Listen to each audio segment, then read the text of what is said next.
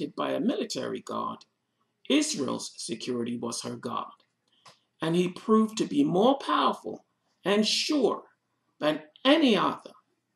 For believers, God provides shelter and security to us today. God is our strength, meaning that believers can find strength and courage by trusting in God.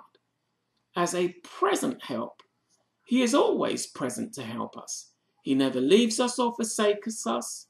He is ever present with us, so help is always available to us, but especially in times of trouble.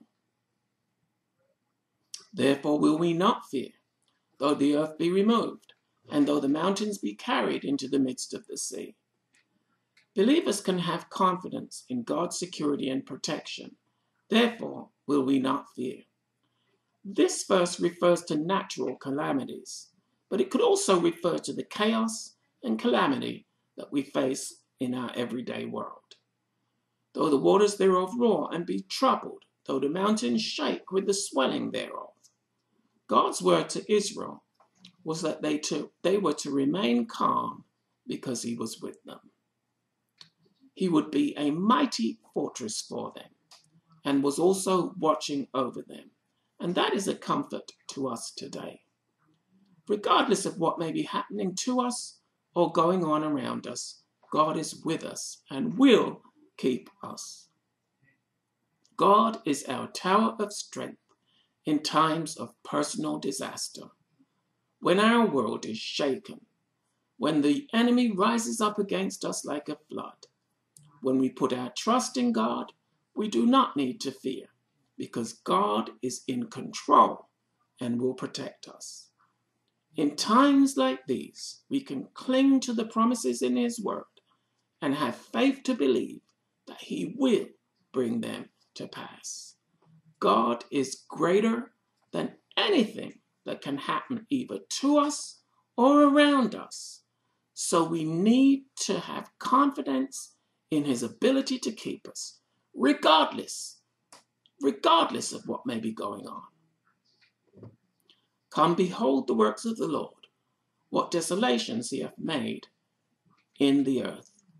When the morning had come, God invited the citizens of Jerusalem to come and to look at the remains of their enemies, so that they could behold the mighty works that God had done. Here, he uses the word Yahweh, which is the covenant name for the Lord. Israel was to behold the works of the covenant-keeping God, the promise-keeping God. And by desolations, he's referring to the miraculous defeat of Israel's enemies. He maketh wars to cease unto the end of the earth. He breaketh the bow, and cutteth the spear in sunder. He burneth the chariot in the fire. The defeat of Israel's enemies was the necessary precursor to a period of peace for them. This will be ultimately realized when Jesus comes to rule and reign, and there will be peace. Until then, however, all the works of evil have to be destroyed. He breaketh the bow, and cutteth the spear in sunder. He burneth the chariot in the fire. The weapons of Israel's enemies were no match for the Lord. He utterly destroyed their mighty warriors and weapons of war, reminding us that no weapon that is formed against us shall prosper. When God is for you, who can be against you? Be still and know that I am the Lord. I will be exalted among the heathen. I will be exalted in the earth. God now speaks to Israel, saying, be still and know that I am God. God's word to them and to us is basically that we have to stop trying to work our own miracle and trying to come up with our own solutions to our problems. He's calling us to faith and to take a posture where we put all of our hope, confidence, and trust in him. In commanding Israel to be still, he was commanding them to put all of their hope and trust in him. God will be exalted among the heathen. and I will be exalted in the earth. We do not need to help God to be God. He is God all by himself. In context, God was telling Israel's enemies that they needed to recognize who they were dealing with. In attacking the people of God, they were attacking God himself, and he would deal with them in a decisive manner because they would be no match for him.